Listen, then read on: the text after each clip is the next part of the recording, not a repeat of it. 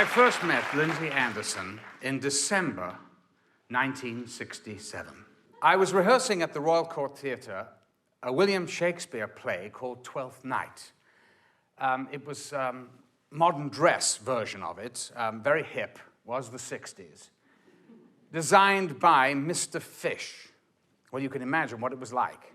Quite hideous, but anyway, I was a little late for my appointment to go to this audition for this film. I didn't really know anything about it except that it was about a school. So I got there, I was late, I got there just as they were about to break for lunch. And I remember coming onto a stage similar to this. I couldn't see anything because there were lights, and I heard a voice say something like, "Turn around." So I thought, wow, is this a cattle call or something? But anyway, I did one of those. And then this man jumped up on the stage. He was quite short, about 5'7" or 8", I suppose. A little rotund, although, of course, I would never tell that to his face.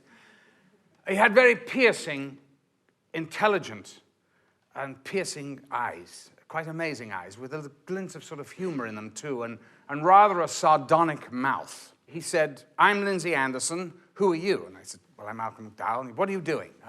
"I'm doing this production at the Royal Court Theatre." Of course, I was quite proud of it, you know. I got to the Royal Court Theatre. That was a, very avant-garde theatre, and still is in London. And for a young actor to get there was, quite a feather in my cap. And he said, "And what are you doing?" I told him, Twelfth Night, modern dress. And he went, "Oh, God, it sounds awful." I said, "Really?" "Well, to be honest with you, I think it is rather awful, actually." He went, "Who's directing it?" I told him. He said, "Oh, my God, she's so pretentious." I went, "Well, actually, you're quite right. It is a bit pretentious now that you come to mention it." Anyway, we had then a great gossip about this whole production, everybody in it, everybody connected with the Royal Court. He wanted to hear everything. And I'd sort of soon forgotten that I was supposed to be auditioning for him. So we had a great old gossip, because he loved to gossip, I don't mind it either, to be honest.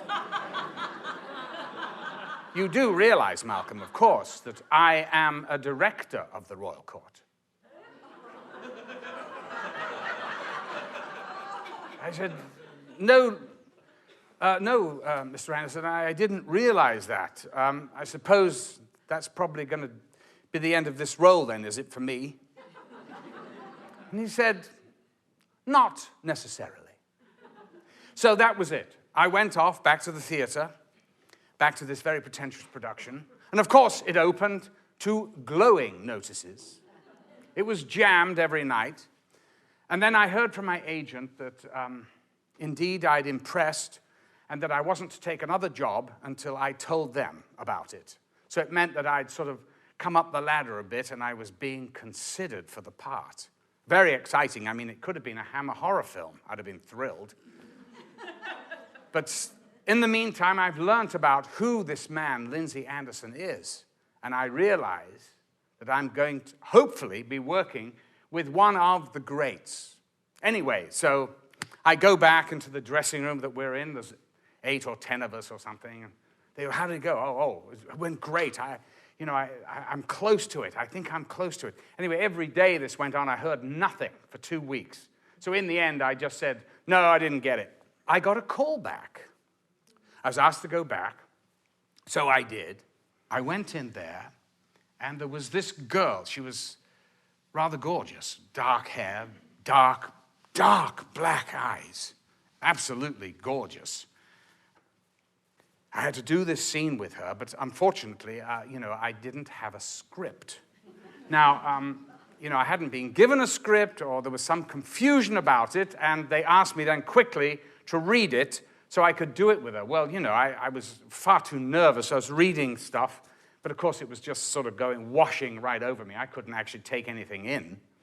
But anyway, I read it sort of, and I thought, I'll just wing it. Pretty much the way my whole career's gone, actually. We start reading, and we start doing it, and there's definite chemistry there, because I adore her immediately. I fall in love with this girl. We start, and I see written here, it says, Mick grabs hold of girl and kisses her passionately on the lips. So I had no problem doing that. So I reached across and kissed her, and in the sort of melee, our teeth banged together, and as I looked at her, I realized that there was blood coming. I wasn't sure whether it was hers or mine, but as it was pre-AIDS, it didn't really matter. The next thing I know is that I am on my ass on the floor. She reared up and hit me so hard that literally brought, well, I like to say my eyes were watering. In fact, I was crying like a baby. I didn't read the damn next line, is what I didn't do. Anyway, then there was a bit of, then I forget about the part. I stalked her around the stage. And she was throwing out lines. Of course, I didn't have a script, so I didn't know what I was saying. And it was animalistic, and it was amazing, and it was real, I suppose. And the next thing is Lindsay said, thank you. Right, we'll let you know.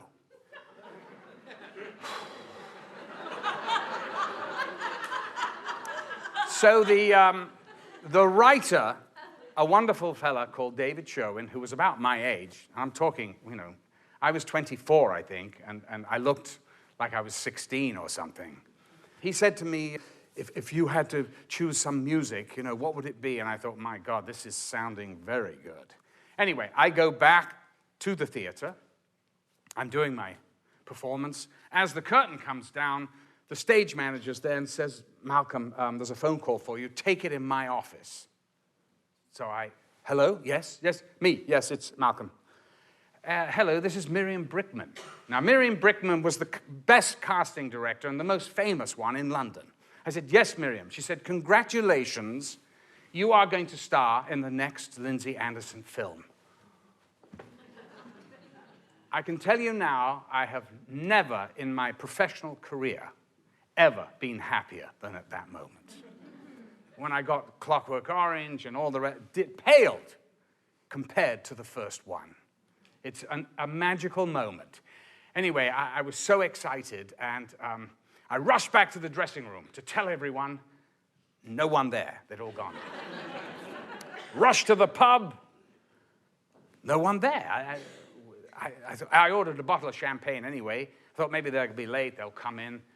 And the champagne comes, I open it, I pour a glass, I look around, I don't see any. And then there's someone I vaguely recognized. So I went over to him and said, I know you, don't I? He said, well, you should do. I play the guitar on the stage. I went, oh, yeah, of course, yeah. Sorry, I don't think we've actually met. I'm playing the worst part that Shakespeare ever wrote, so of course, Sebastian in Twelfth Night is the worst.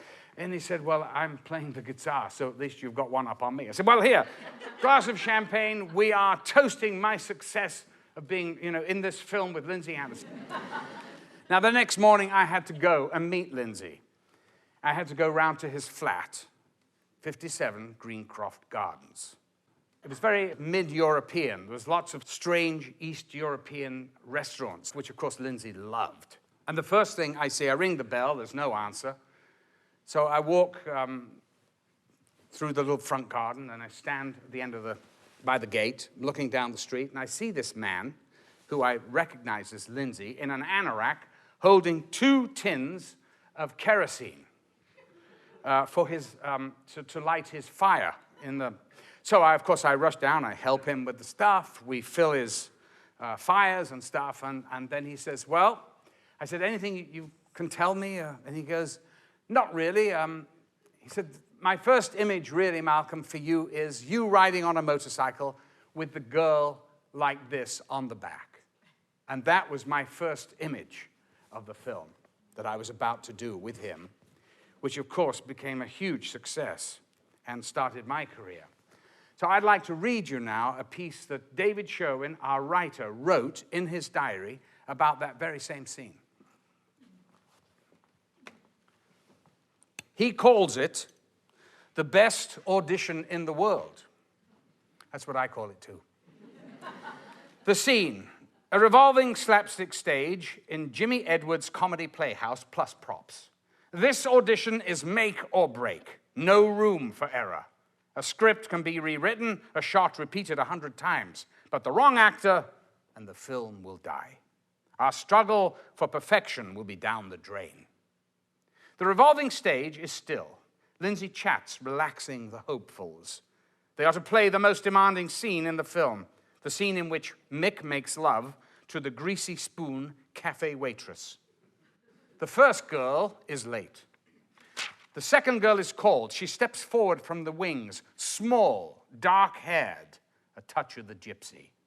The actor who is auditioning for Mick calls out that someone's nicked his script and he hasn't had time to learn the scene. Why not? Lindsay asks acidly. Well, I only heard of the job yesterday. A script, for God's sake, someone. There aren't any scripts. We could only afford to get 50 printed. I climb up on the stage and give him mine. He says thank you blandly. He's obviously too smooth for the part. No chance, poor chap. The nobody quickly scans the scene, then walks onto the stage holding his script. He explores Jimmy Edwards' props with sudden, intense eyes. His movements are precise, yet natural. He approaches the girl who stands behind a table, our pretend cafe counter. He raps on the table. He ogles her as she mimes pouring coffee. Then, without warning, not looking at the script, he grabs around the neck, pulling her across the wide table, and kisses her hard and long. He looks at her, smirking, as she lies half off the table. The actor picks up his script to find out the next action, when, without warning, the girl rears up and smashes him in the face with her fist. Fist. He reels across the stage, hurt and shocked. What's happening? He studies his script again, goes to a bookshelf and works it like a jukebox. Go on, look at me, says the girl. Look at my eyes. My eyes are like a tiger. They get bigger and bigger. Look at my eyes. Sometimes I stand in front of the mirror and my eyes get bigger and bigger. And I'm like a tiger. I like tigers. The actor smells the girl. They're animals. What's happening?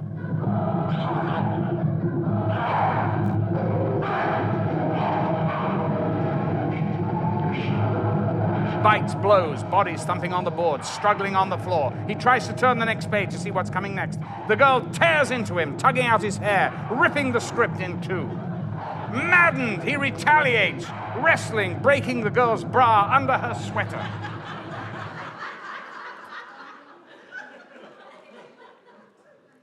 An accident? The jukebox has finished, Lindsay calls to break the battle. The actress gives a final blow and a shriek of laughter. The actor rolls in pain. I go to the stage, pick up my shredded script, and call across to Lindsay. I wouldn't bother going on auditioning, Lindsay. You've got your Mick and the girl. Oh, you wouldn't bother, would you, Sherwin? Well, that's a brilliant way to cast a film. Piss off. I repeat, well, they're brilliant. Then fucking well tell them. Their names are Malcolm McDowell and Christine Noonan. Christine has vanished, but I asked Malcolm how he acted the fight so brilliantly. Malcolm replies with his James Cagney grin. Oh, I only looked at my lines, typical actor. I didn't know I was going to get knocked out just for kissing her. I was absolutely stunned. And then I thought, right, I'll give it her right back. And so, a star is born. After casting Malcolm and Christine, Lindsay and casting director Miriam Brickman and I rush back to Memorial, that's the production offices, and the last vital character has to be cast by this evening, Robert Roundtree, the sadistic head of class. Lindsay and I go up in one lift, Miriam in another. She never arrives. The lift breaks down. Do you realize, David, says Lindsay, this is what making films is all about. Miriam Brickman trapped in Albert Finney's lift, perhaps forever.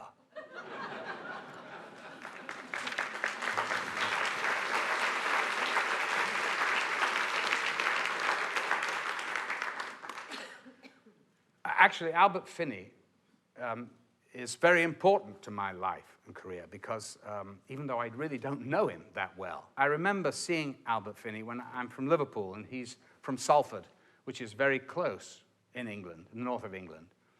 And I remember being in the Odeon in Lime Street, Liverpool, watching Albert Finney in Saturday night and Sunday morning and thinking, I could do that. So Albert, thank you.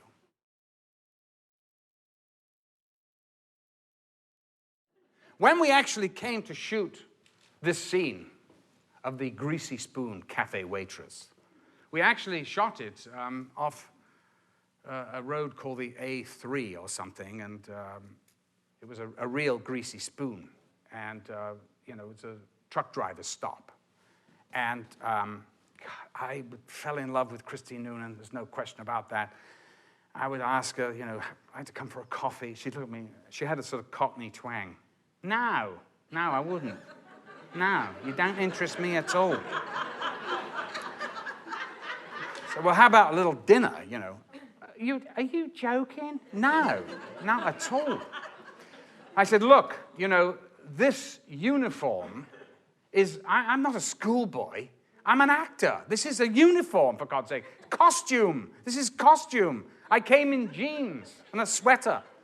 No, I don't. No.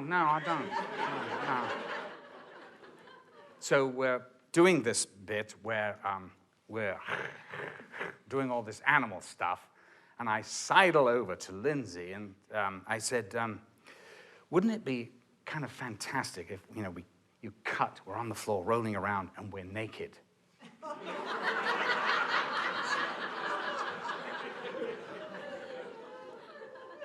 He looked at me, and he said, you ask her.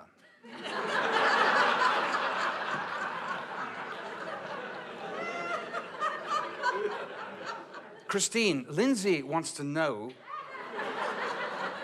whether you'd be prepared to do this naked. I don't mind. Oh, really? Oh, don't mind. So we come to do it. She comes out in her dressing gown. Off. Oh, my God. Come on, Malcolm, get your pants off. Well...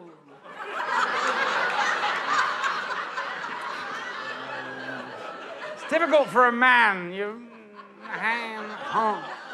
And it's a dirty floor, you know. Come on, hurry up, get on with it, for God's sake. We do the shot.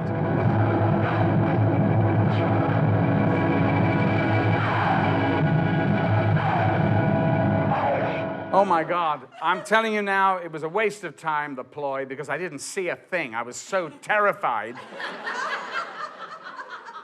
It was the most asexual thing that could ever happen to anybody.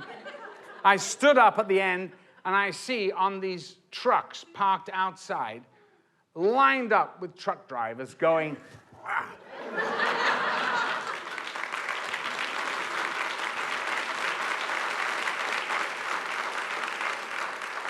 My first day on IF was shooting a fencing scene that I'd, you know, been taught by the stuntmen and all this, and went on forever. We were in a squash court, and it was the three of us fencing away and swinging on ropes in the school gym and the whole deal. Anyway, we shot it, and it was kind of a good way to start because we just had throwaway dialogue, and it was quite easy to do. And the next day, I went to see the dailies with Lindsay. He took me under his wing, and he said, come on, we'll go see what they look like. And of course, I see this thing, and I'm totally mortified. I was so bad. I was sort of reacting, you know, realistically to a sword fight, and I'm going, oh, God, my mouth's open, my tongue's hanging out.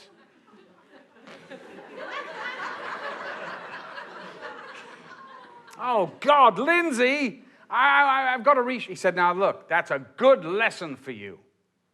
He said, when you're acting, you have to be aware of every single facet of your face and all your movement. I mean, that is a good... I said, can we reshoot it then? No, we can't. Of course we can't. We haven't got the money. We're going to have to cut around it, but it'll be fine. I won't choose any takes with you with your tongue hanging out. Thank you. So he became, Lindsay to me became a mentor, I suppose. I don't know. I just found him so much fun. I mean, we'd have dinner and he'd say, all right, name 2 films that Jean Arthur starred in. I go, 2? Okay. Well, I know he was a very good... Not he, her, you idiot. Jean Arthur, is this a woman? Yes, it is. A brilliant comedy actress from the 40s. Now, she was in Mr. Smith Goes to Washington.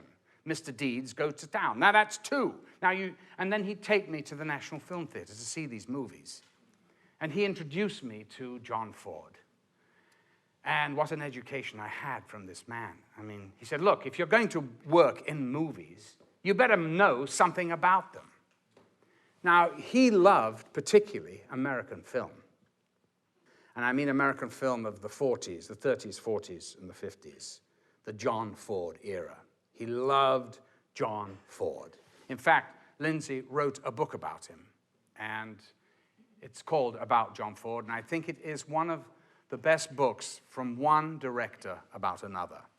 And I asked him once, I said, Lindsay, why do you love John Ford so much? What makes him such an extraordinary director? He said, well, Malcolm, there are many great directors, very few poets. John Ford was both. Same with Lindsay Anderson. I got the film, and it was about a revolution in a boys' school. Now, the boys' school, it's a public school in England, which is a private school here. The public school was brought into being in England primarily, I think, to educate and send out administrators for the empire. There was tremendous tradition, you know, Eton, Harrow, and all that we've heard of, but there are many, many public schools in England. I myself went to a very minor one, as Lindsay often pointed out. Yes, Malcolm, yours was rather minor, wasn't it? Well, it's quite minor, but it's quite good, actually. But Lindsay went to a school called Cheltenham College. Cheltenham College, he bamboozled the headmaster into agreeing to be able to shoot the film down there. So all these beautiful shots of the college were, in fact, the real school that Lindsay went to, and he was an old Cheltonian, they're called. And of course, he gave the headmaster a fake script, so there wasn't this, you know, great shooting scene a la Columbine at the end. So, of course, the headmaster was pissed off when he saw the film eventually. In fact, he sent Lindsay a letter which was unopened on his mantelpiece for at least 7 years. I got a call from Lindsay, I think the day that the film opened. He said, Malcolm is very excited. Come down to the plaza on the Haymarket, and come down right now. Where are you? I said, I'm over at my parents'. He said, come on, hurry. So my father drove me there. And we drove up the Haymarket, and there was this line of people. And I went, my God, they must be lining up for the Odeon. What's on at the Odeon? Some piece of crap. I didn't know that was a hit. The thing went right past the Odeon and all the way to the plaza. And Lindsay was standing right on outside the cinema in his anorak and the whole thing. And I came out and he went, this is for us. We're a hit. I knew that I had a sort of inkling that things were going to be good because I walked down the King's Road and a rather beautiful girl passed me, shrieked, came back and put her arms around me. And I'm well, hello? Do we know each other? I don't think so. She said, I saw your film. Oh, my God. And I said, what film? If. Oh, you saw it. Oh, my God. Oh, it's brilliant. Because in England, of course, this film stuck a knife at the heart of the establishment. But of course, the establishment in England is very well versed at dealing with rebels. They're so brilliant, in fact, that they showed the film at every public school in England. And really, when you look at it, only a man who loved his school could have made that film. And the next thing was we went to the Cannes Film Festival, which meant a lot to Lindsay because he'd been a critic. And he used to cover the Cannes Film Festival with the Variety critic, a wonderful man called Gene Moskowitz. And when they got together, it was great banter about, who was the cameraman of Grapes of Wrath? Who was this? Who was that? And all that would go on. We're at Cannes. We're walking down the Croisette. We have won the major prize, the Palme d'Or. And he is so happy. So happy. The place went nuts for this film. And I found myself on the Carlton Terrace of this 5-star hotel, everything paid for, of course. I hadn't got a bean. I was only paid £90 a week for the film, and I hadn't worked since.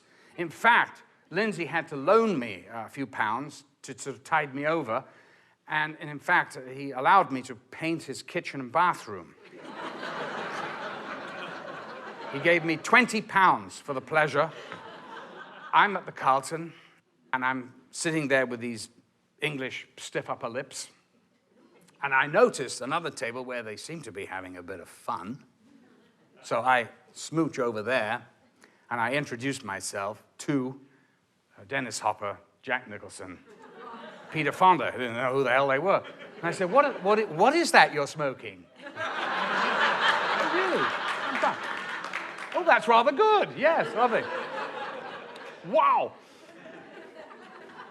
And the joke was that Jack and I were sort of co-hot favorites to win the Best Acting prize. Of course, neither of us won it.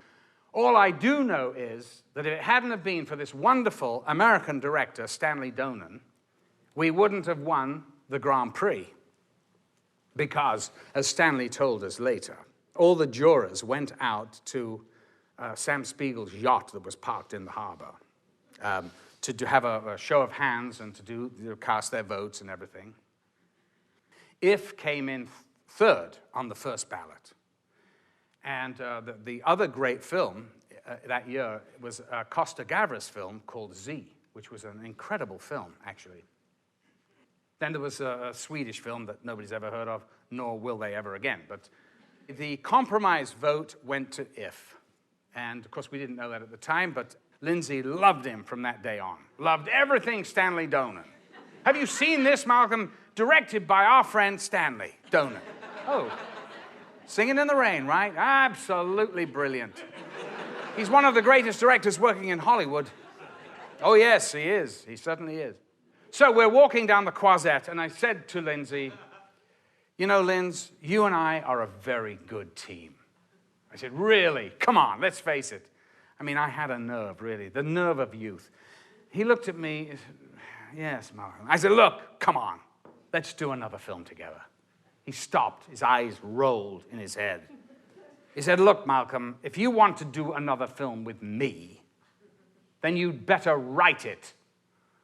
So I said, all right. And he walked off. I said, I bloody well will. I'll write it. And so I did. I went back to London, and I started to write my experiences as a coffee salesman. So between leaving school and being an actor, I somehow got involved in selling coffee in Yorkshire, where they only drink tea. I wrote all this down. I got 40 pages, and I thought it was quite good. You know, I really did. And it was like pulling teeth. If you're an actor and you don't know how to write, I mean, it's tough. I did it because I wanted to work with him. I knew he was the master. I took it round to Greencroft Gardens. He took it. He said, he read the first page. He looked at me and he said, "Is this supposed to be funny?" I said, "Look, you know, I'm from the north of England. I have a sense of humor, Lindsay. I mean, you're from the south. You wouldn't understand that." He said, "I'm actually a Scot." I said, "Oh." "Well, you've never been to Scotland. Anyway, you're only a Scot when the bill comes at the end of the meal." He read it, the 40 pages, huffing, puffing, sighing, rolling the eyes, the whole thing. He put it down, he looked at me, and he said, "Malcolm, it's not very good, is it?" I said, "Yes, it is, and it's going to be your next bloody film." He said, "Is it? All right. Well, then you'd better call David Sherwin, who was the writer of If." So I called David. See, I needed to hook him. I needed to get him. I knew the stuff was basically crap, but I needed to get him. David comes over. He reads it. He came out and he said, "Malcolm, this is bloody brilliant. It's so funny." I went, "You must be from the north." "Yes, oh yes, yeah. Great. This is fantastic. Oh no, we can really work on this. Oh, I'm dropping my other stuff. This is fantastic." Coffee Man. Coffee Man. Brilliant. So for the next 6 months, we worked on it. In pubs, in coffee bars, pounding the stuff out. And I soon realized that both of us, David and I, could not go to Lindsay to present a scene because he thought we were ganging up and he would throw it out. So after a couple of times of that, just like Pavlov and his dogs, I decided, "David, you go in with this scene, and I'll go in with this one. Let's see how that works." Of course, got him passed. Ticked, 10 out of 10. No problem. I said to David, "You know, David, talking about this script, Coffee Man, let's face it, it's kind of pathetic, isn't it, Coffee Man? I mean, it's not really a catchy title. It sounds like it's Carry On Up the Khyber or something. Can't we think of anything better than that?" He said, I said, "Well, you know, what is this film about?" And he says, "Well, I don't know, success and luck and luck. That's it. Lucky Man. Lucky Man. That's brilliant. Let's go to Lindsay right now, both of us." We broke the rule, the cardinal rule. We rushed over to Lindsay's, pounding on his door, walked in. He's going, "What on earth are you doing?" "Look, I said, "Sit down, Lindsay. I'm going to whisper the title of your next film in your ear, and I want it just to permeate down through your body." He said, "For God's sake, shut up, Malcolm, and get on with it." I said, "Sit down." I went up. Lucky Man. He looked down that senatorial nose.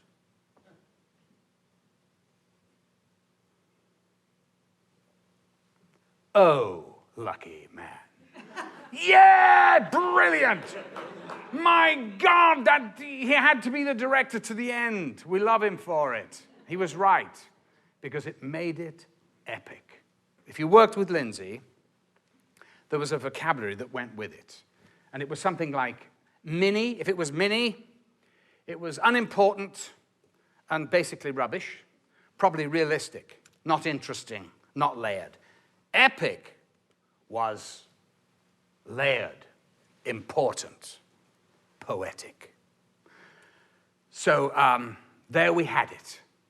We had the mini and the epic, and Oh Lucky Man was epic. You know, I didn't write the film. I would never claim that. I just started the seeds and poured a little water on it and let it sort of grow.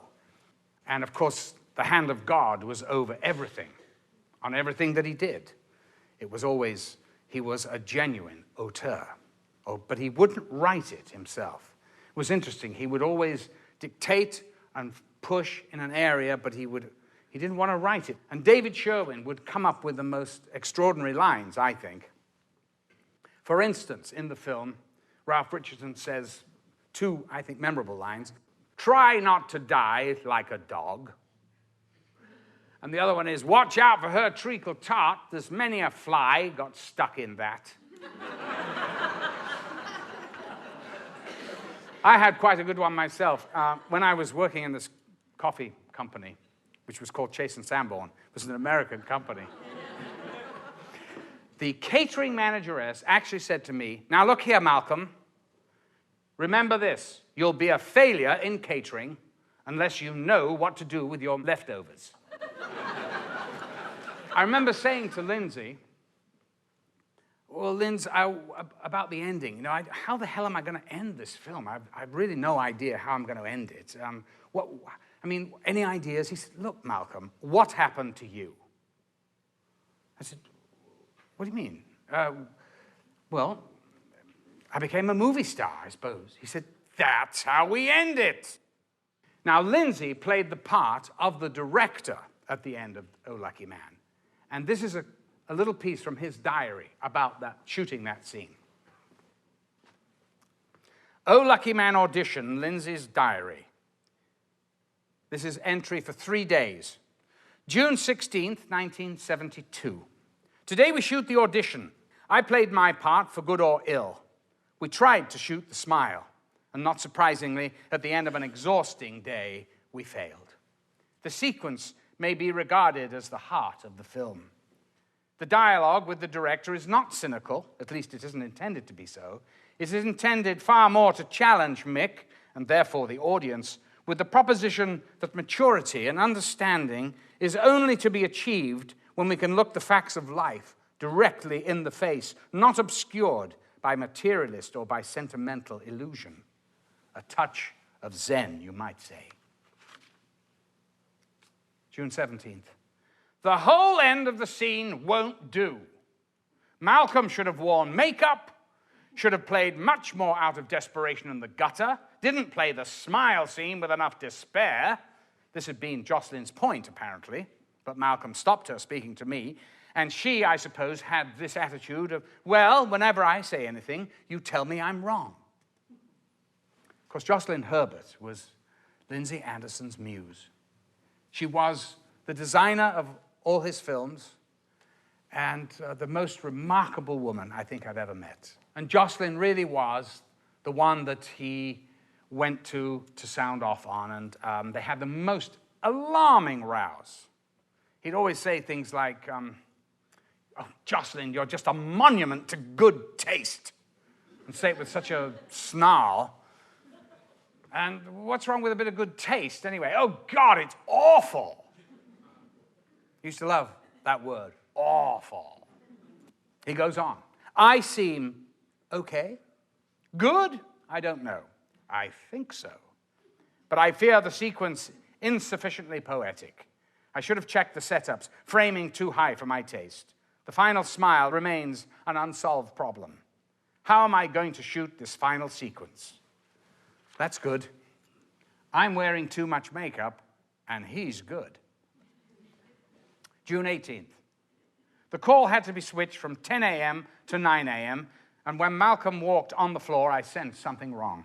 He hadn't seen the rushes, and he hadn't had his new call till 7:30. And he'd been to bed late after being out all afternoon playing cricket for Harold Pinter's 11. You don't want to play cricket with Harold Pinter. Poor Malcolm, I understood. We did the reshooting, and I fear it will never be what I envisage. I think we did get better setups, and we did get the wide dialogue with more depth behind it. We even did a couple of hits and smiles. Now smile. I beg your pardon? Smile. Why? Just do it. I'm afraid I can't smile without a reason. I shan't soon forget the sight of Arthur Lowe over at the corner of the room having to wait while I was bashing poor Malcolm on the head with my script. Smile. What's there to smile about? Just do it. Why? Don't ask why. What's there to smile about?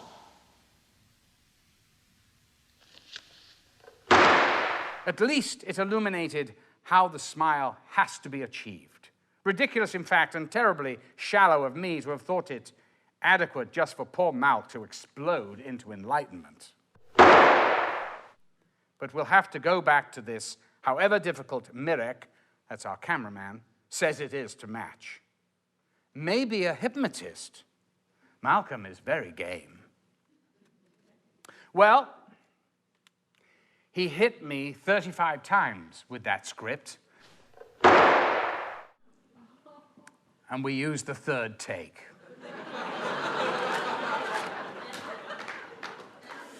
To celebrate the starting of the filming of Oh Lucky Man, we had a great party at Jocelyn Herbert's. It was called St. Andrew's Farm. It was a very beautiful, very unpretentious, small farmhouse in Hampshire. Jocelyn had decided to get with it with all the young people that were coming down, a block of hashish. And my sister, Gloria, had volunteered to bake some brownies. You know, she baked the brownies and all the rest of it. We went down there. We were having so much fun, playing French cricket and just absolutely incredible. And Alan Price was there with his band, and everybody was invited. And Lindsay was in the kitchen, I remember, talking. So I went in and said, "Have you had a brownie yet, Lindsay?" He goes, "No, I don't." "Oh, no, you've got to try them. Gloria made them specially." He said, "Oh, all right, I'll have one." He said, "What are you looking at, grinning like an idiot?" I said, "Oh, no, I'm not grinning. I've had one." He said, "Oh, have you? All right." He had one. I went off, played a bit more cricket, came in. I said, "How was that brownie?" He said, "Oh, shut up, Malcolm. What are you talking about?" I said, "Well, you haven't stopped talking for 5 hours. It was laced with hashish." And then Alan Price came in and he goes, "Hey, you're stoned, man. You're stoned." He was from the northeast of England. "Yeah, man, you're stoned. You're really stoned." He goes, "I am not stoned at all. And I don't believe there was hashish in any of those brownies." I said, "Absolutely there were. I cannot feel my feet." Anyway, that's the way we started the film.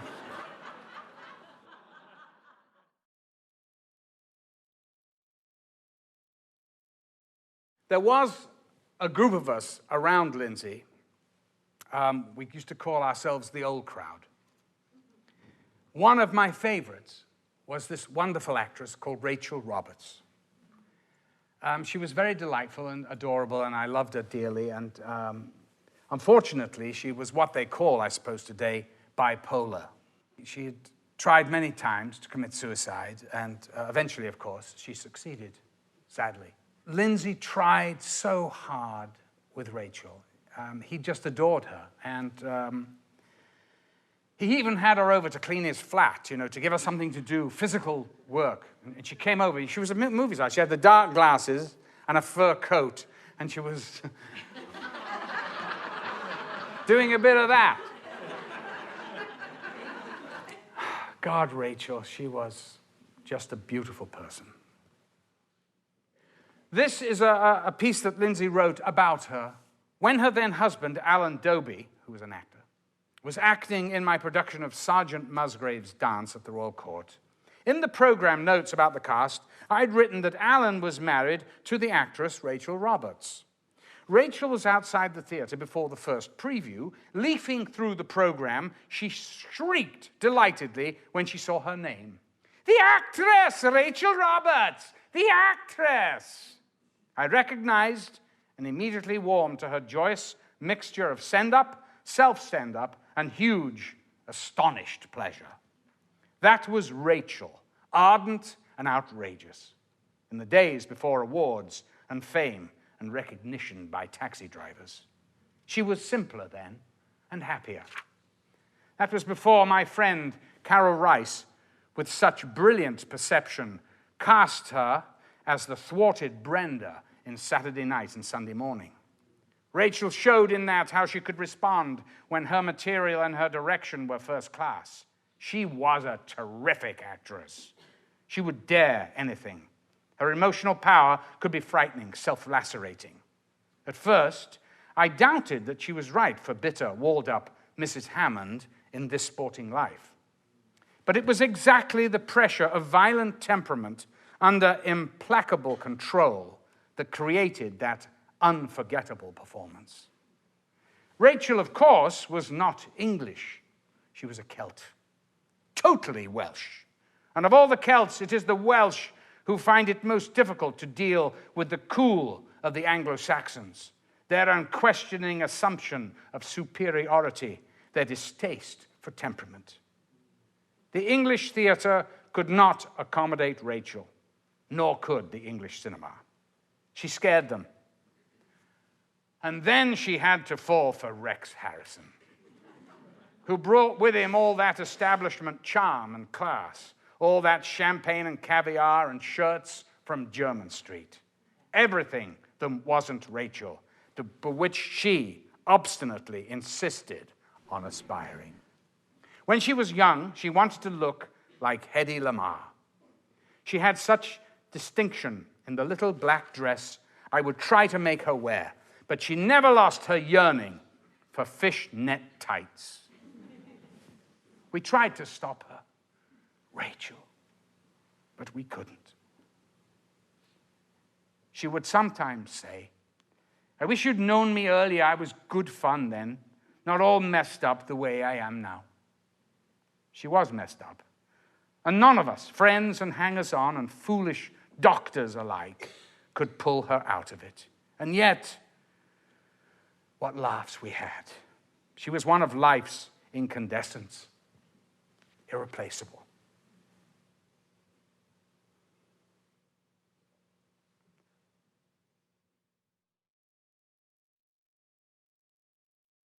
We entered Oh Lucky Man at the Cannes Film Festival. Again, we were gluttons for punishment. And by this time, of course, we were past winners and rather important. So we were staying at the Cullum d'Or Hotel, which is this magnificent place behind Cannes, up in the hills in a little town called Saint-Paul-de-Vence. And it's famous for being the place where Picasso doodled on napkins and menus to pay for his meals when he was in his 20s or something. And they've got them stuck all over the place. Matisse, too. So there's Alan Price, myself, Helen Mirren, who was in the film, and her boyfriend, some prince, Russian prince. Lindsay, of course, Michael Medwin, the producer. And we've taken a big table in the restaurant, and we're being frightfully noisy and scaring everybody away, and it was all great fun. Rachel was late. She'd come in. Of course, she'd been drinking. She came in, and she was absolutely white. And sort of her hair was back. She looked very severe, like a sort of headmistress or something. And she sat down, and Lindsay looked at her and sort of said, now, what is the matter, Rachel? She said, I've just talked to Hal Prince. He's offered me a musical on Broadway, Linz. And started crying. He said, what on earth are you crying for? He's offered you the part. She goes, I've got to sing for him. I don't know how to sing, Linz. And so he looked at Alan and he said, just tell her how to, you do it like you're on the phone. Do it like you're on the phone. She goes, oh, Lindsay. With that, she jumped up on the table at the Cullum d'Or in the middle of the dining room. Luckily, there wasn't too many people around. Now, previous to this, she'd been filming a love scene with Stanley Baker, and apparently had to clip some of her hair on her privates. She leapt on the table, lifted her skirt.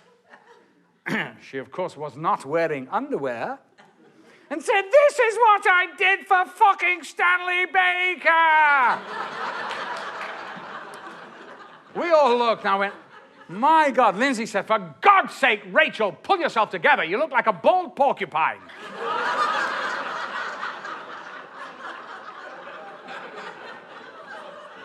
At that moment, Catherine Deneuve swans in, the most beautiful woman on the planet. Rach goes, oh my God, I love her. I want to fuck her. And I went, Rach, I didn't know you were a lesbian. I'm not a lesbian, but I want to fuck her.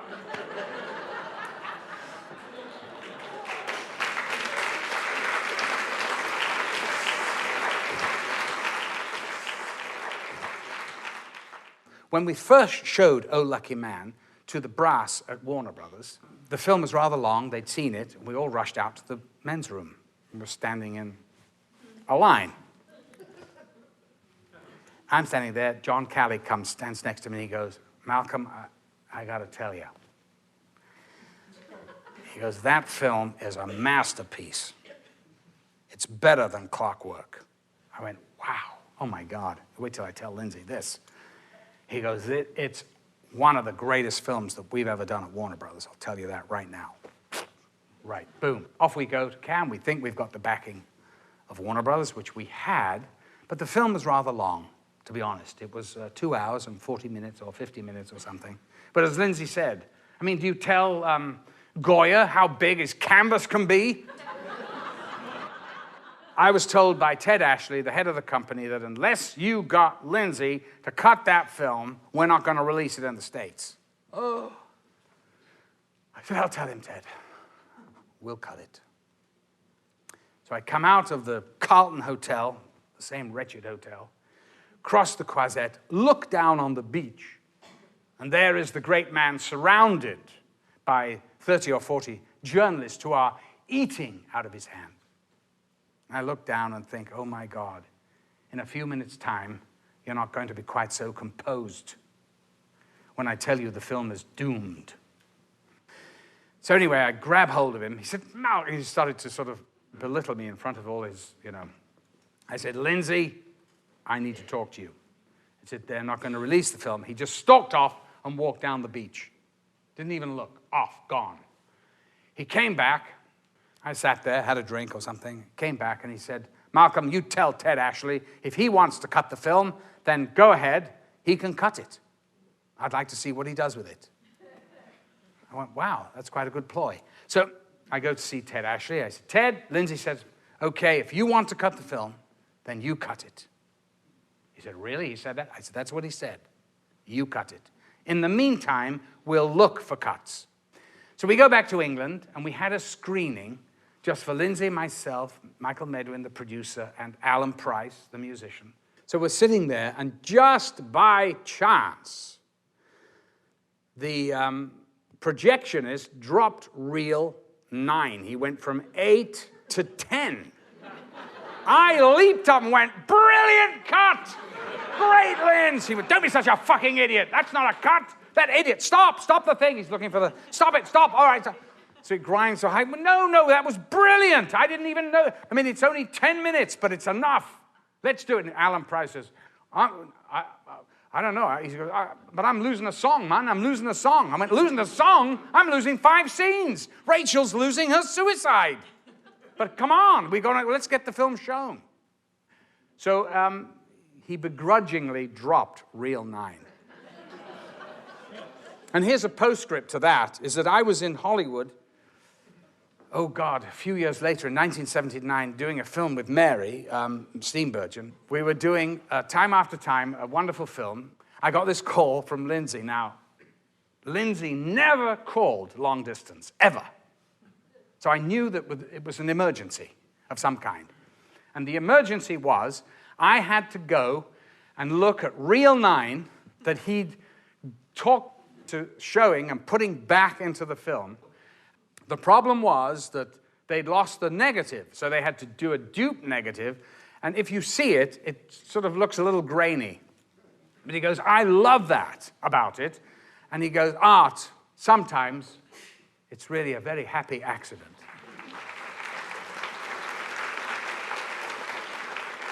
Lindsay's first film was called This Sporting Life. It's notable not only for Rachel's fine performance, but for, I think, the greatest performance by a British actor in post-war film in England, by Richard Harris. A diary entry, April the 23rd, 1962. 5 weeks into This Sporting Life, and I should, of course, have been keeping a record of it, the most alarming experience of my life in so many ways. The most striking feature of it all, I suppose, has been the splendor and the misery of my work and relationship with Richard. I think that his performance is marvelous. Certainly his acting with a strength and a simplicity that I've never seen from him before on the screen. I've grown to love him dearly.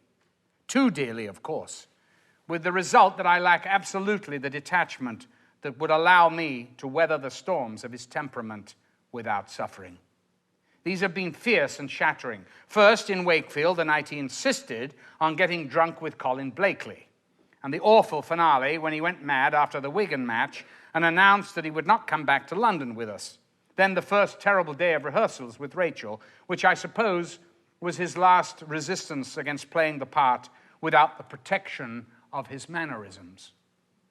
All of these were climaxed by the evening meeting in his flat with Carol Rice, who was the producer, and myself when he shouted, "Cunt!" at me because I wouldn't argue any further about the check scene. Go on, have a guess. Just guess how much you think I'm worth. Threepence? Oh, careful, careful. You made a joke. You can't go on cracking jokes like that. You know you might do yourself an injury. Oh, come on, have a guess. Come on. No. Well, I better tell you since you're so keen. £1,000.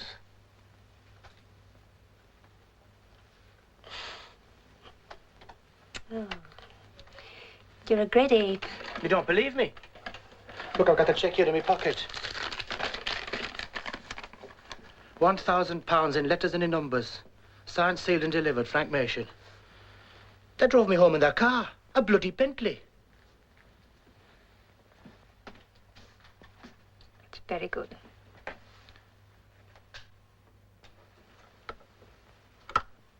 You don't sound very excited about it. It's a bit more than I got when my husband died. Well, isn't that right bloody handsome of you? You didn't have to do anything for it. You mean I didn't have to get killed for it? Some people have life made for them. That's right, Mrs. Hammond, and some people make it for themselves.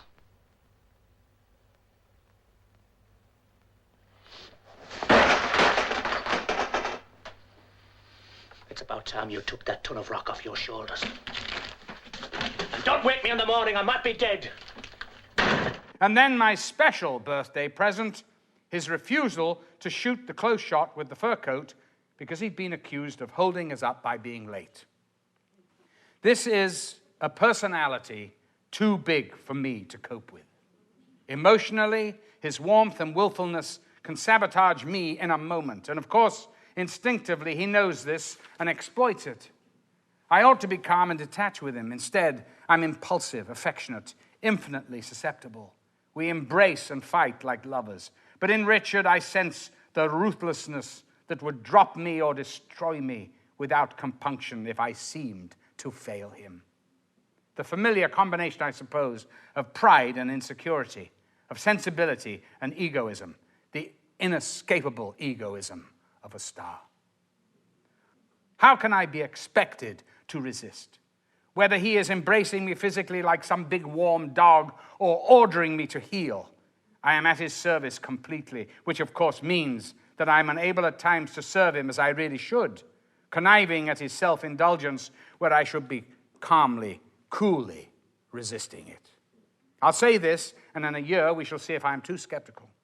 I cannot really believe that our paths lie together. This would imply a good fortune that I can't any longer believe in. Certainly, if I fail him in the weeks that lie ahead, then all will be over. God preserve us. Of course, I didn't know it then, but Lindsay was a celibate homosexual, I suppose. I used to ruminate with David Sherwin. I used to say, what do you think Linz is? Is he that way? I mean, he has plenty of women friends, but I've never seen him with a man either. And the truth was, of course, he was born in Bangalore in India. His father was a major general in the British Army, serving in India. So he had that sort of strict military upbringing.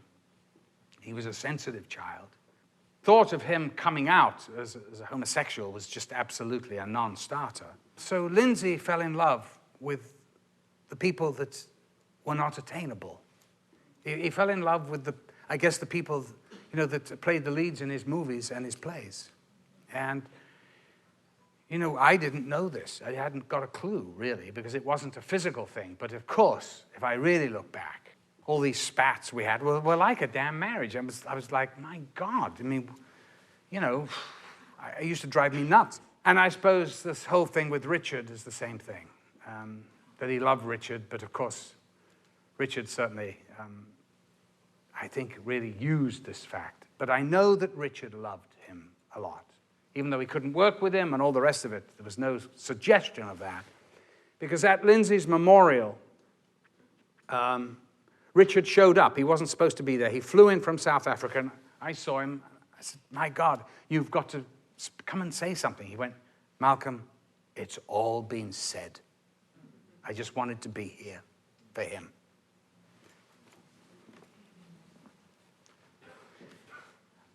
Another partner in the old crowd was John Gielgud.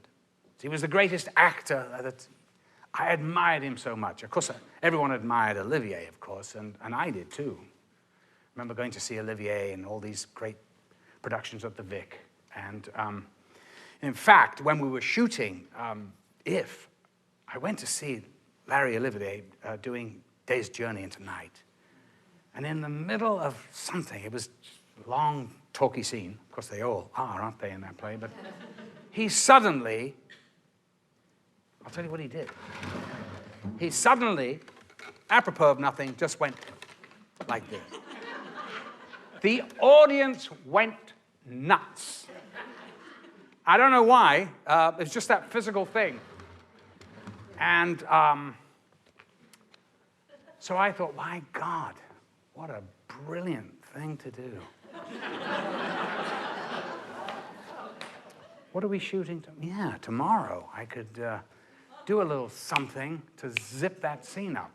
So I don't know what I did exactly, but I know it was quite ridiculous. In the middle of a scene, cut! What on earth are you doing, Malcolm? Well, I just thought that, no, that is ridiculous. What the hell why did you, well, I saw Olivia. Oh, Olivia, that old ham, for God's sake. Just do what you're supposed to do. Anyway, no such thing with John. John, I was very fortunate to work with John in the most horrendous movie called Caligula. But John loved it. He loved it. He came to me and said, I hear you've got a villa. I said, yes, John, I do. I'm staying in a villa. But they're not paying me very much per diem. Perhaps you could see fit to have me stay with you. I said, absolutely. I'd be thrilled if you would come. And he came and stayed with me for 3 weeks while he was shooting. I used to look down from my balcony and see him doing the Times crossword puzzle with his fedora hat and a deck chair and moving around to get out of the sun, And in the evening, he'd play Noel Coward. Mad dogs and Englishmen. I'll never forget him. I was going to the set on Caligula, and I had a train of 10 assistants holding up this ridiculous costume with the garland of whatever, and going to the set with O'Toole. And I see John at the end of a corridor like this. Oh, Malcolm, have you been to the set? I said, John, I'm just going to the set. Oh, I've never seen so much cock in all my life. I said, really? He said, oh, do tell me if you think they're pubescent or shaved. I said, John, I think they're all heroin addicts from the Piazza Navona. Really? I think it's a frightfully good film. Lindsay was never content merely to assemble a cast to support a star performance. He had a way of directing star names that coaxed and nudged them beyond the bag of tricks that even the most talented star acquires over the years. He described the experience of directing Ralph Richardson in David Story's play Early Days at the National Theatre as riding a rather difficult horse. And David has this recollection of Lindsay directing Gielgud in Home. It isn't possible, said Gielgud, for an actor to sit on stage without moving, Lindsay, for 25 minutes. Is it 25 minutes? But it feels like 25. Well, move in that case, John, move. Until a point had been reached. It's strange, but once sitting here, I don't feel I want to move again. Well, don't in that case. I shan't. David wrote this wonderful play called In Celebration, which Alan Bates did. In fact, if there was one person in this whole life of mine, this journey through this business, I would have to say he's the most adorable and lovely, it would be Alan Bates. In 1987, Lindsay called me and said, what are you doing? Are you doing one of those awful films? I said, no, I've just finished doing an awful film. He said, why don't you come to New York and do In Celebration? I said, what? Which part? He said, Alan's part. I said, Lindsay, I couldn't follow Alan Bates in that part. There's no way. Come over, we'll talk about it. So he said to me, now look, Malcolm, of course you can do it. What are you talking about? You telling me that only one person can play Hamlet? It's nonsense. I mean, you bring your quality to it, and Alan had his. What was Alan's? Jocular charm. What's mine? You're rather dangerous. Really? No charm? No jocular charm? No, not much. I see, okay. I'll do it then. We're doing the play, and it was at the Manhattan Theatre Club, and the audience were very much closer than this, and you were down at audience level, and they went up. I came on the stage, and I looked at the wonderful lady playing my mother, Pauline, and I could see that she had a strange look in her eye. So I knew something was up. I wondered what it was, because I'm always game for a bit of fun. She sort of gave me that look, and then I heard a snoring, and I thought, my God, it's only been on 5 minutes, and there's somebody snoring. I thought, that's a bit much. Christ's sake. Well, I heard this snoring, and it was very peaceful. So we tried to go on. We did our thing. The other actor came in. I gave him an old-fashioned look, and he heard it. He looked around. I was on the sofa, and I got up and casually dropped a pillow right there, did a little walk around the sofa, and then just went, boom, kicked it, and missed the guy. So he slept all the way through to the damned interval. At the interval, I rushed to the assistant stage manager. I said, give me $10, quick. She gave me the money. I rushed out, walked out, woke the man up. I put the money in, and I said, listen, go home, get a cab, and go to bed, for Christ's sake. Go on, go to bed. The man was so startled, he got up. As he got up and left, the man right behind him was Steven Spielberg. I thought, oh, my God. And I looked at him, and he looked at me, and I knew I would never work for that man. I'd broken that fourth wall. And I thought to myself, well, why the hell didn't he wake him up?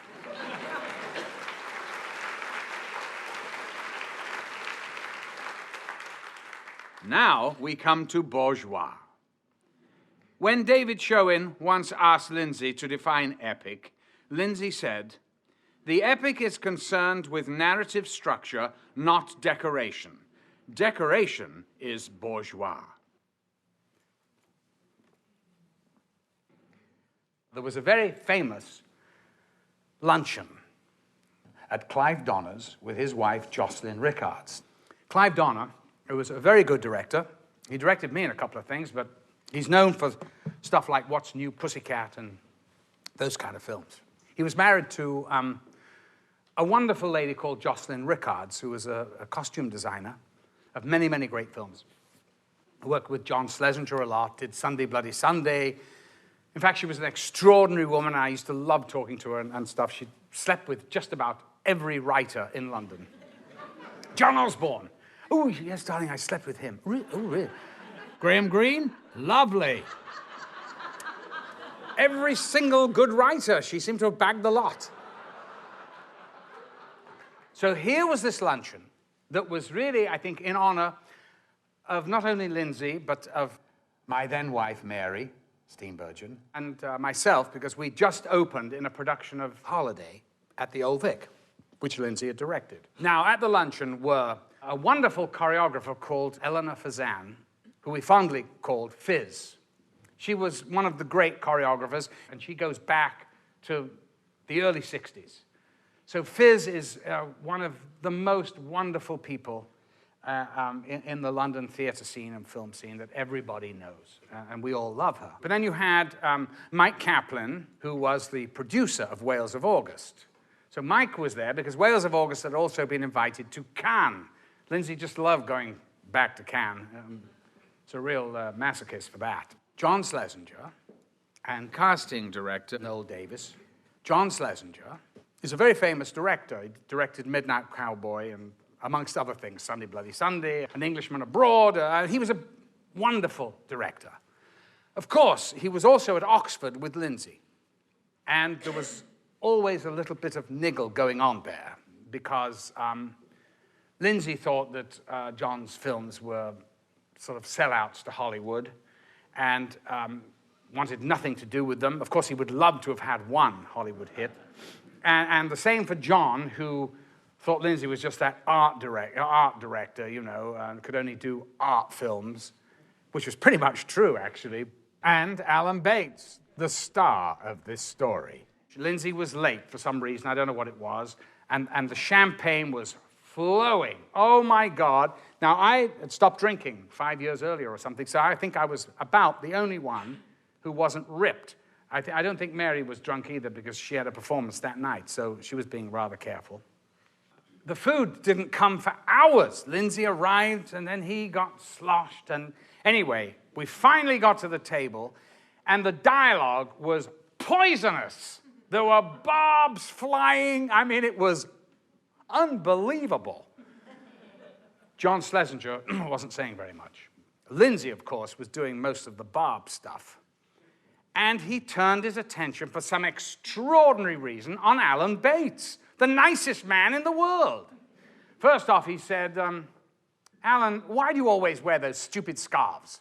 Now, we all knew why Alan wore those scarves, because he had a double chin, right? No big deal. Of course, he was very uncomfortable about it.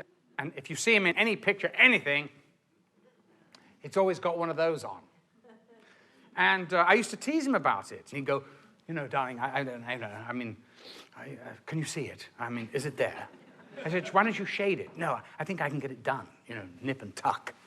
I said, don't bother. You know, really, Alan, are you crazy? You look great, you know, for an older guy. So Lindsay, barbs were flying out. And then he said to him, who was that dreadful director that you worked with 3 times?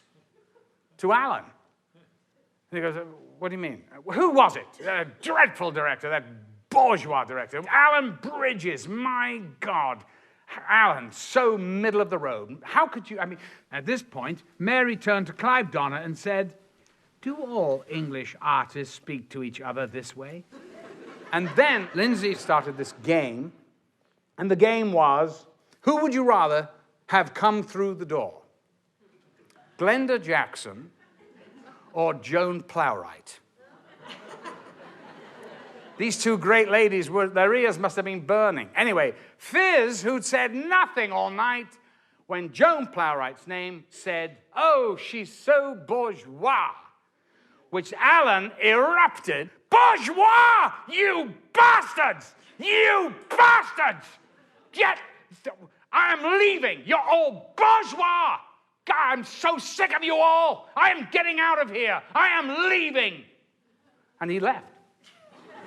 And I went, Jesus, I'm going after him. I'm going to get him back. I said, Alan, he's trying to find his coat. I said, Alan, for God's sake, they're all drunk. It doesn't mean a damn thing. Come on, come back. No, I've had it. I have had it with that Lindsay Anderson. I can understand. I know he's drunk, and he's, you know, he gets so, his tongue is, oh my God, I know. Listen, forget it. He's drunk. No, I'm off. That's it. I never, ever want to talk to him again. He left. I go back in. Lindsay,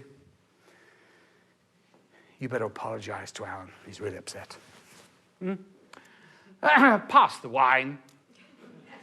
What? Oh, he'll get over it. He's old enough. He'll get over it. Lindsay, you've got to apologize. Next day, I get a call from Anna Massey. What happened at that luncheon? The whole of London in the theatre world is talking about it. I said, what? You're kidding. Why don't you call Lindsay and tell him to apologize? She went, I think I'll leave that one to you. I called him, said, Lindsay, please apologize to Alan. No, Malcolm, I never apologize. I never apologize. This went on for months. Please, Lindsay, have you spoken to Alan? No. No, I haven't. So as far as I knew, that was it. He never apologized. This is the letter of apology. June the 4th, 1987. My dear Alan, you will be surprised, I'm sure, and I hope gratified, by the number of times I've reproached myself for not getting in touch with you. Not for not phoning, because I'm really getting an aversion to the telephone, but for not writing. Because I'm sure you felt you were certainly owed an apology for that distressing, comic incident in which we were involved. When was it? It must have been months ago, and about which I felt sorry and guilty for ages.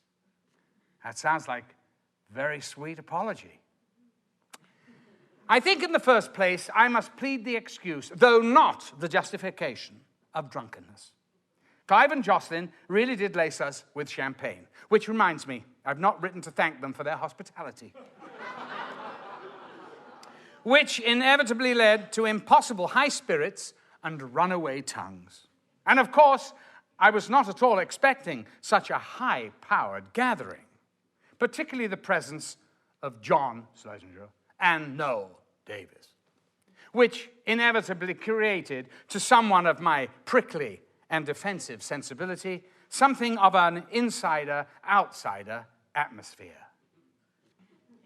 So, naughtiness stimulated by alcohol, then, as I say, defensive aggressiveness exacerbated by that strong element of successful satisfaction by which I felt myself surrounded.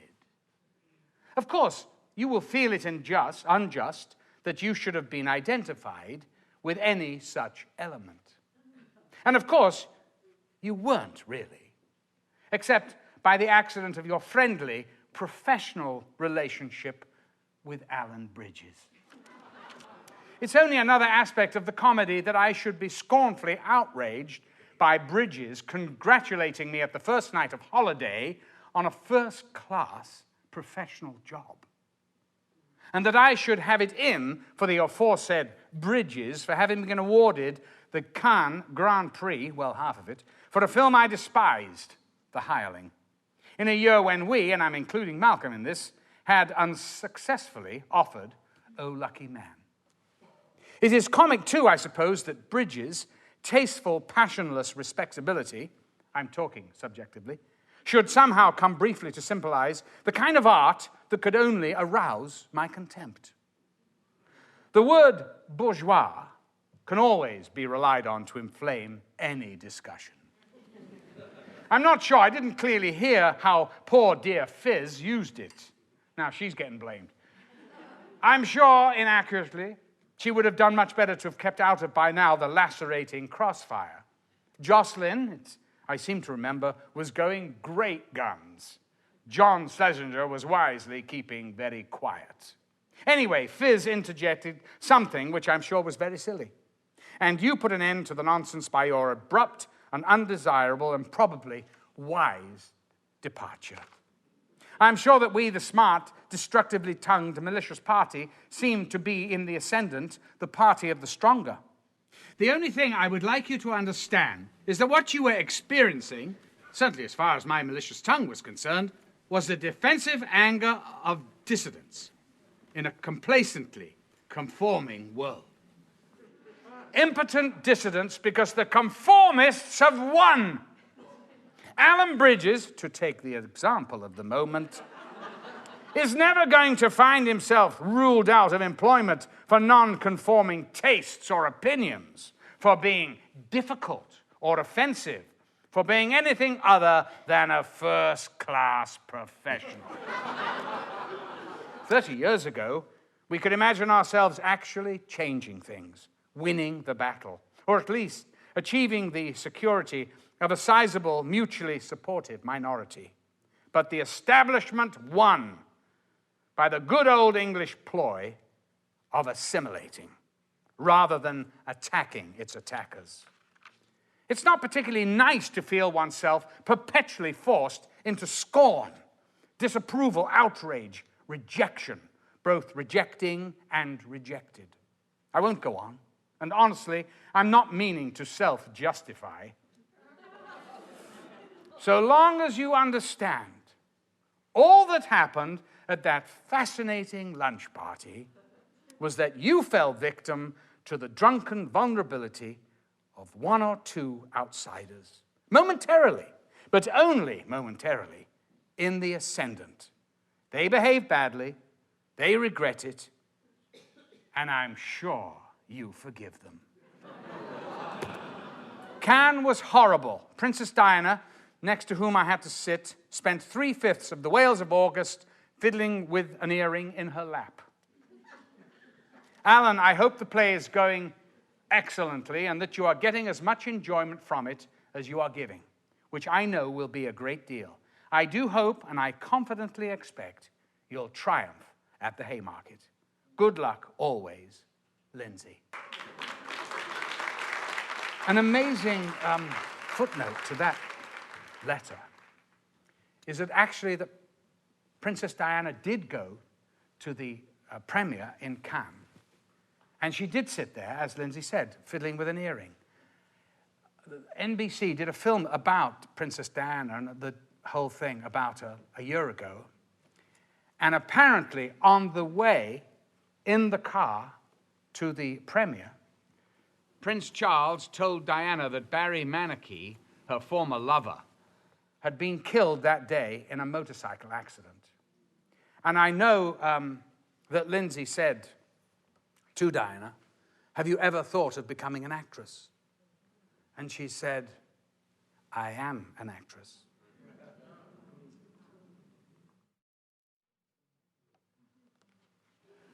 Lindsay made a film in Maine called Wales of August, which was produced by my dear friend, Mike.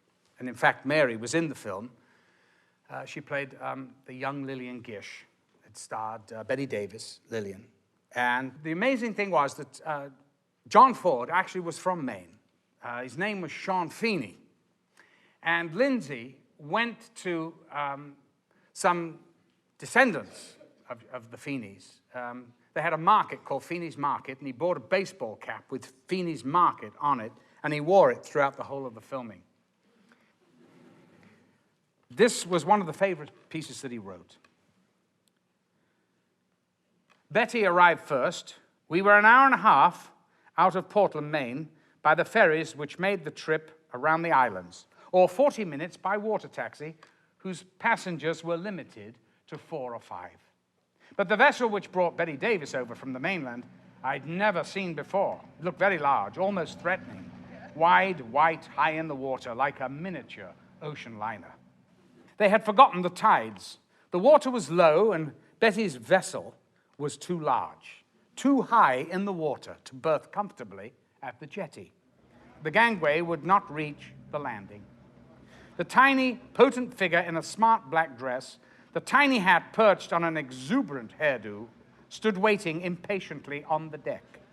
Everyone was indecisive, intimidated. "Come on," I yelled. "You'll have to lift her down." Hands reached forward for Betty. "Lift me down," she commanded. She was swung out and down, unperturbed. She talked. "My God, would you believe it? I just knew that was going to happen. On the plane from New York, and I hadn't seen him in 14 years. Gary Merrill. I got on the plane and I looked around and there the bastard was. Would you believe it?" Now, Betty had been married to Gary Merrill, who had been her leading man in All About Eve. She cackled and tottered, still talking, as her feet touched the landing. Hold on, I urged. I just knew that would happen. The first time I've been back since we lived here, I told him to come forward and sit with me in first class, but he wouldn't. He looked pretty good. She ran on. Did I give her a welcome embrace? I can't remember. If I did, she took no notice. Mike came forward and smiled, his charming, officious smile. Good morning, Miss Davis. I'm Mike Fash, your cameraman. Betty showed interest. Hello, Mike. She was susceptible, one up to us. Lillian arrived the next day quite differently. She'd been somewhere out west attending a festival in honor of her beloved sister Dorothy. This time, there was no cabin cruiser. Lillian came by water taxi. She wore a useful Macintosh coat, a white scarf around her face, and a man's cap on top of it. She managed the steep gangway without difficulty. A knot of admirers applauded respectfully. Lillian waved. We drove to her bungalow, looking out over the bay, with its lovely view of the water, the sky, and the wooded islands. And she remarked, we shouldn't really be paid for enjoying all this beauty. One of the endless fascinations of this extraordinary star partnership was their absolute difference in everything except God-given talent and life-acquired professionalism. Lillian's reputation is angelic. Betty's is devilish. It did not take long for both to prove justified, provided one remembers that there's nothing soppy about an angel and that devilry can have its own peculiar charm. Neither of these two ladies had ever made concessions. Angels are strong. When we shot The Whales of August, Lillian's principles were exactly those with which she had performed in Birth of the Nation or The Wind. Her job was to serve the director and the script. This did not oblige her to transgress her standards of artistry or taste. If she did not like a line of dialogue, she would change it or cut it out, always with her director's permission, firmly requested and readily granted. I was particularly happy with one setup. Lillian was preparing for an evening visitor. The camera followed her around the room, setting out her clothes.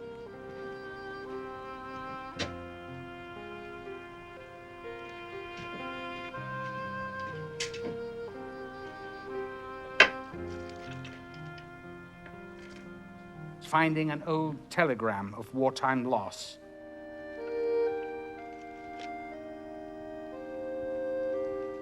Sitting to read and remember as the Atlantic waves rolled in. I sensed that Lillian wasn't entirely pleased. I asked her why.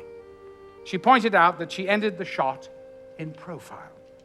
For her, feeling was expressed through the eyes. But it's a lovely, expressive image, I said. Struck by a sudden inspiration, I added, remember Whistler's mother. Ah, yes, said Lillian, but think of the Mona Lisa. She had me there. Betty's method of conveying reservation was cruder. Contest rather than collaboration seemed for her to be the essence of the actress-director relationship. Rubbish! Or ridiculous idea would be her usual comment. That's twice I've given in to him today, she would announce to the unit in accepting an idea. I must be slipping. She liked to give directions herself, to push the furniture around, to bully some humble member of the crew. Only once was I driven to snap. You're not taking over this picture, Betty, I heard myself say. She stiffened in outrage and walked off the set. Both she and I called for the producer.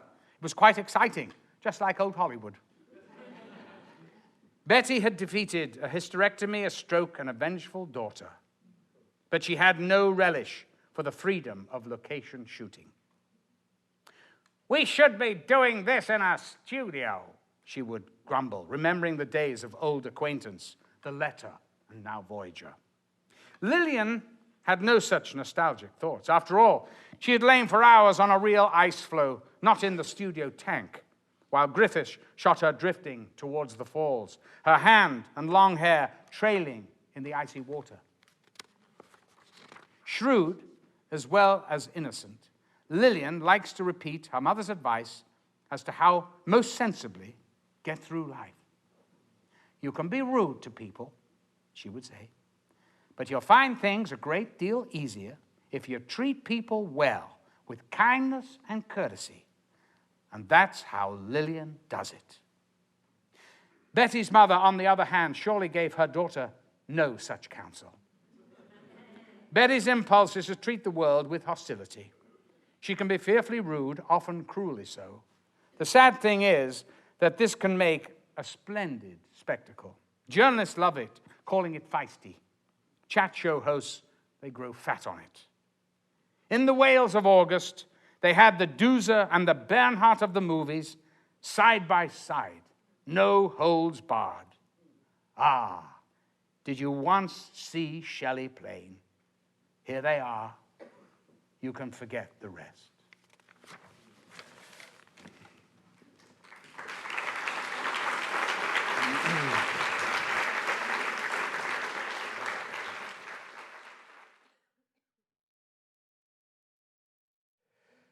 Kathy Burke typed all Lindsay's letters. This is one that I found I'd forgotten about, and remember this date, April the 12th, 1981. Dear Malcolm, Chariots of Fire and my double act with John Gielgud. I went to the show largely out of courtesy to my friend Hugh Hudson. But I wasn't invited into the presentation lineup, so I missed the chance of being presented to Her Majesty, together with 24 executives of 20th Century Fox, Hugh Hudson, David Putnam, Sylvia Emmanuel Cristal, Jenny Agutter, and John Gielgud.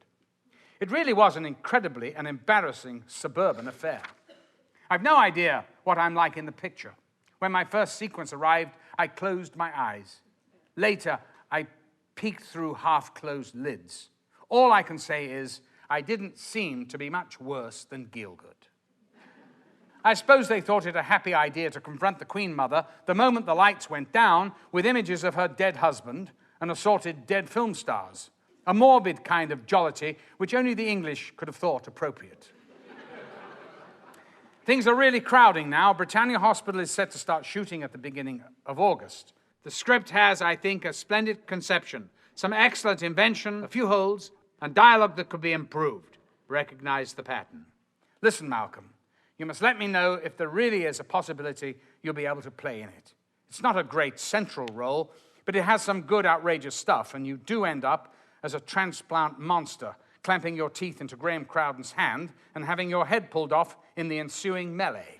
Please say yes, and I'll send you the script immediately. I had a late supper one evening with Treat Williams. Treat is really nice, an impressively generous fellow.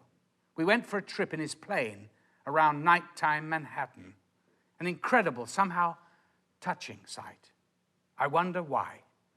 All that energy, survival, struggle, creativity and corruption magically transformed into light, defying the darkness. We passed so close to the World Trade Center building that we could see the diners innocently enjoying themselves in the restaurant. And in the late 20th century, it's impossible not to see the whole great heart of the city as vulnerable, exposed to attack.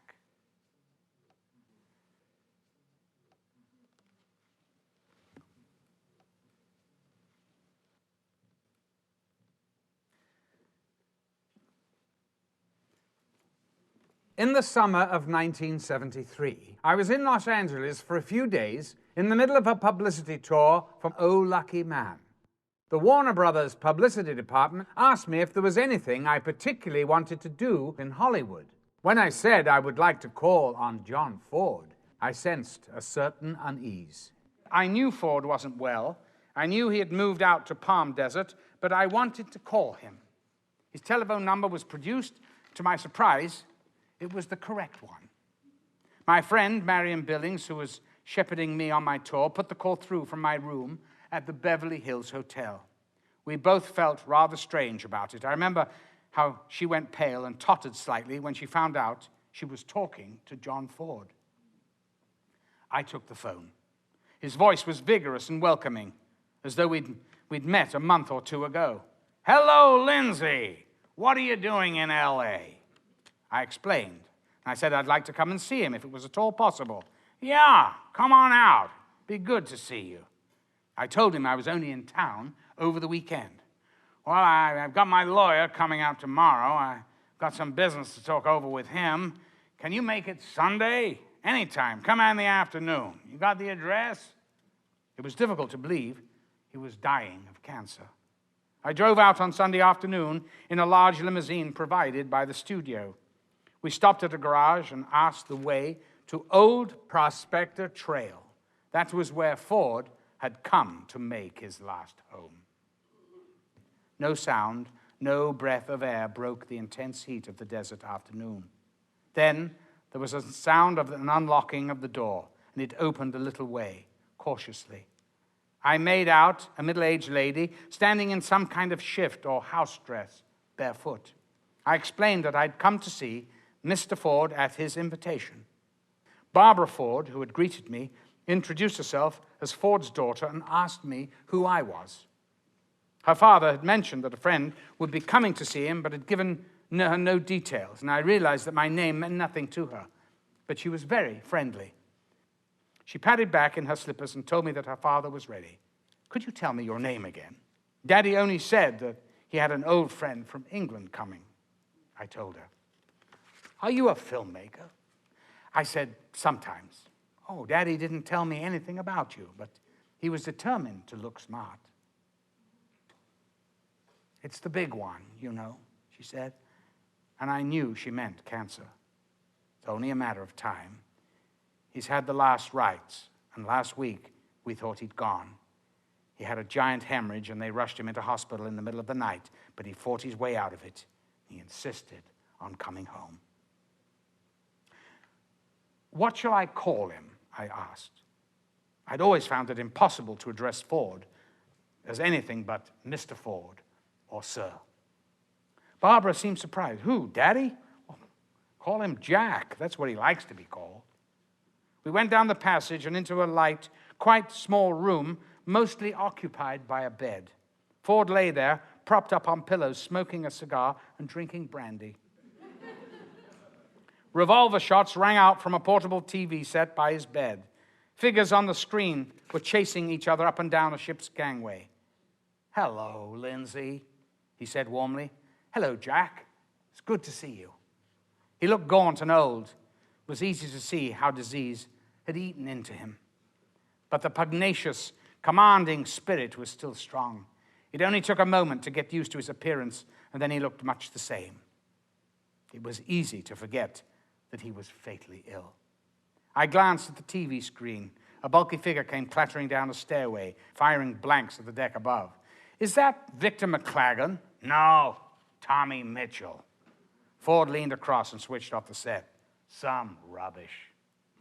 Ford asked me what I was doing in L.A., and I gave him a copy of the book we'd produced of the Oh Lucky Man script. I missed that one of yours," he said, "but I enjoyed that football picture that you did." "Oh, did you see it?" I said, surprised. "Of course I did. Good picture." I couldn't help wondering if he'd really seen The Sporting Life. I couldn't think of any good reason why he should have. Well, not that it mattered, but I asked him if he'd been working on any projects, knowing that there'd been several in the last few years. "Oh, I had a couple of scripts," he said, "but I'm beyond that now. This has put a stop to all that. Haven't got the strength for it." He didn't say it bitterly. It was almost as though it were a truth he'd long avoided and now was glad to face. We chatted in a relaxed way. The send-up tone had gone, no need for that now. We had no great store of common experience and not much old acquaintance, but I knew that in a strange way, the fact of my visit mattered to him. I was glad. We talked a bit about picture making now and in the old days. He talked contemptuously as ever about producers. I asked him if there was anyone he liked working with. Oh, Zanuck. He knew the business. When I'd finished a picture, I could go off to Catalina on my boat and fish. I didn't have to hang around. I could leave the editing to him. None of the others knew a damn thing. I congratulated him on his award from the American Film Institute. The ceremony had been a few months back. The presentation had been made by Richard Nixon, and Jane Fonda had protested outside against his presence. Did they do it well? I asked. Oh, it was fine. A great occasion. The president made a speech. Of course, he didn't know much about it, but he did it very well. I was very touched. People had been to see him. Well, Hawks has been over a couple of times. He was here last week, and Hank Fonda, nice man, Hank. Maureen O'Hara was on an island somewhere in the Pacific. He reserved his familiar caustic tone for John Wayne. Duke's up in Seattle, shooting some rubbish, playing a goddamn policeman. After 20 minutes or so, Barbara came back. Well, Jack, it was a piece of great luck that brought me out to California now, and I'm glad I could come to see you. His hand lay on the bed cover, freckled with age. I held it for a moment, then kissed it goodbye. Thanks for coming, said Ford. It's a long drive out. It was good of you to come. I turned at the door. Anything I can do for you in England? Oh, give Brian Hurst a call and tell him you saw me. Anything else you want? Only your friendship. You have that. I left him with his brandy glass and cigar stub. I called Barbara a couple of times during my American tour, and from Washington I sent him a postcard of Lincoln with his son Thad. 6 weeks later, back in London, I switched on the radio one morning and heard that John Ford had died.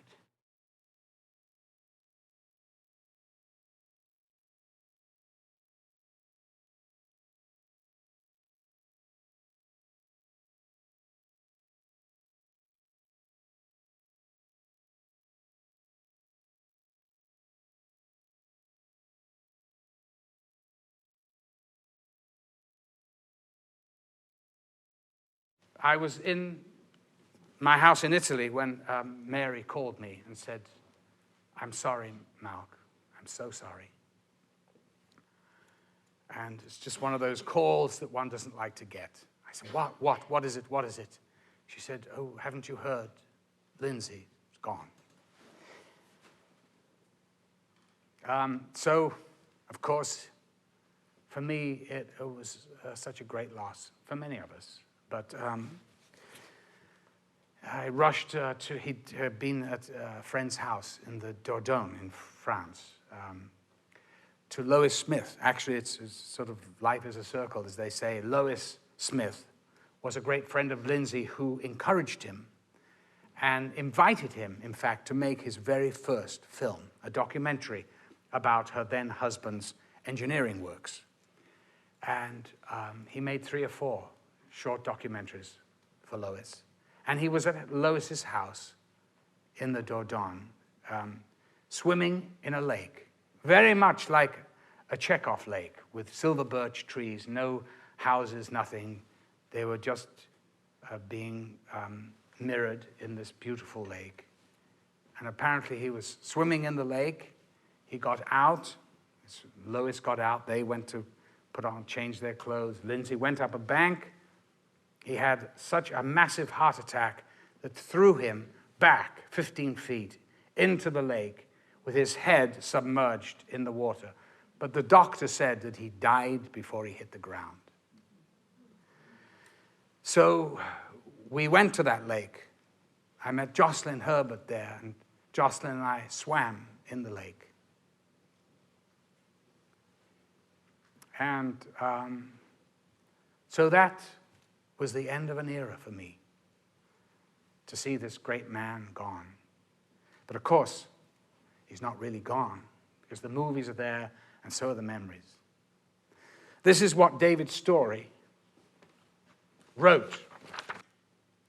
Lindsay told David that he would like a line from a Yeats poem as his epitaph. A revolutionary soldier kneeling to be blessed. Fits him well, although a Story gently remarked, he didn't kneel for very long.